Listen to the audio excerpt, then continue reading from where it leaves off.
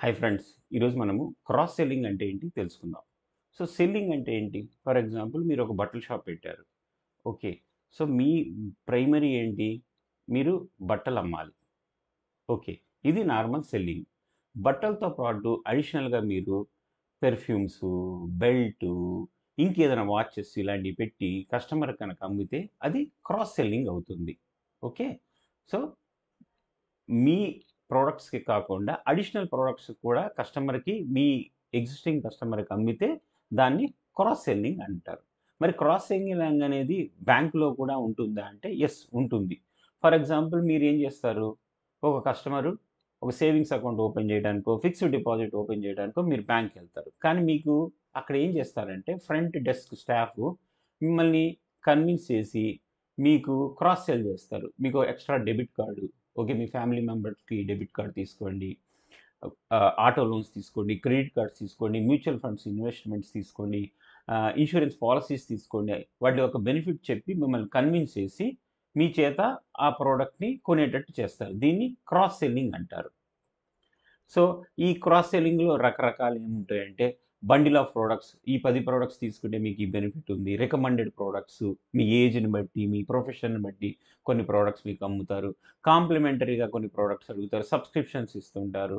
So, up selling hire చేస్తా ఉంటారు. ఇలాంటియన్నీ కూడా చేస్తూ ఉంటారు. ఇవి టైప్స్ ఆఫ్ క్రాస్ సెల్లింగ్. ఇది యాక్చువల్‌గా గుడ్డా? బ్యాడా? అంటే మీరు మంచి వాల్యుబుల్ ప్రొడక్ట్స్ గనక కస్టమర్‌కి ఇస్తే అతను సాటిస్ఫై అయితే అది మీకు ఫ్యూచర్‌లో గూడా ఇంకా అతను బిజినెస్ ఉంటుంది. కానీ ఒకవేళ మీరిచ్చినయి గనక ఆ ప్రొడక్ట్స్ అంతగా ఇంపాక్ట్ లేకుండా తర్వాత నెగెటివ్ ఇంపాక్ట్ ఉందనుకోండి, అది బ్యాడ్ రిమార్క్స్ కూడా ఉంటుంది. సో, 2 మంచి యూజ్‌ఫుల్ ప్రొడక్ట్ గనక మీరు సజెస్ట్ చేస్తే మీ బ్రాండ్ లాయల్టీ పెరుగుతుంది. మీ మీద కూడా కస్టమర్‌కి సాటిస్ఫాక్షన్ పెరుగుతుంది. అప్ సెల్లింగ్ అంటే ఏంటి? క్రాస్ సెల్లింగ్ అంటే ఏంటి?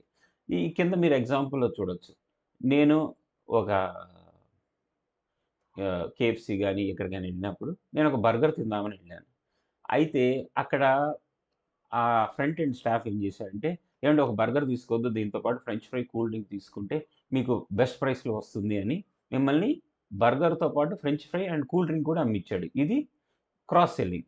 అప్ సెల్లింగ్ అంటే ఏంటంటే, మీరు ఒక స్మాల్ కోక్ తాగుదామని ఎళ్లారు.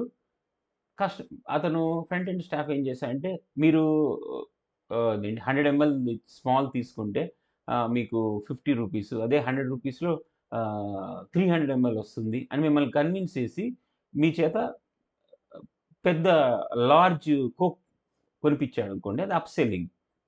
ఇప్పుడు వాళ్ళకి 10% మార్జిన్ ఉంటుందండి. మీరు రూ. 10 కొన్నా 10% మార్జిన్ ఉంటుంది. రూ. 20 కొన్నా 10% మార్జిన్ ఉంటుంది. కాబట్టి అప్ సెల్లింగ్ చేసినప్పుడు ఏందంటే సేల్స్ పెరుగుతాయి. కంపెనీస్‌కి ప్రాఫిట్స్ కూడా పెరుగుతాయి. సో, ఇప్పుడు మీకు తెలుసు డిఫరెన్స్ ఏంటో. క్రాస్ సెల్లింగ్ అంటే ఏంటి? అప్ సెల్లింగ్ అంటే ఏంటి? అడ్వాంటేజెస్ ఏంటి? So, helps customers feel understand వాళ్ళని అదేంటి కస్టమర్స్‌కి హెల్ప్ చేయటము, వాళ్ళకి అర్థమయ్యేలా చెప్పటము, కంపెనీ యొక్క లాయల్టీ పెంచటము. హ్మ్. అదేవిధంగా మీరు చెప్పారు కదా! క్రాస్ సెల్లింగ్, అప్ సెల్లింగ్ చేయటం వల్ల సేల్స్ పెరిగిపోయి కంపెనీకి ప్రాఫిట్స్ కూడా పెరుగుతాయి. డిసడ్వాంటేజెస్ ఏముంటాయి?